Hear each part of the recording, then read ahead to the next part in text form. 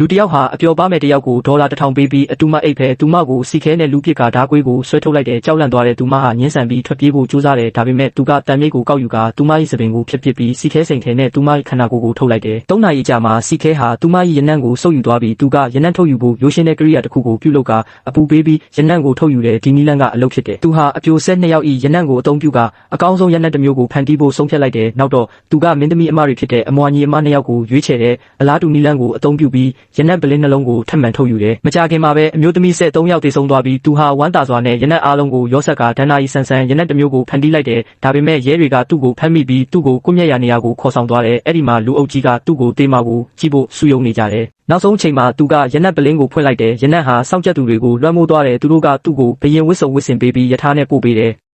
ကွမျက်ရာမင်းကတောင်သူ့ရှိမှဒူးထောက်လိုက်တယ်လူတွေရဲ့အပေါ်မှာရနံ့စိန်ဘဝနဲ့လှုပ်ခတ်လိုက်တဲ့အခါလူအုပ်ကြီးဟာချက်ချင်းပဲရနံ့ရဲ့စွမ်းအားအောက်မှာရောက်သွားကြတယ်သူတို့ဟာအဝတ်တွေကိုချွတ်ပစ်ကမှော်ဆန်တဲ့အိမ်မက်ထဲမှာပျောက်ကွယ်သွားကြတယ်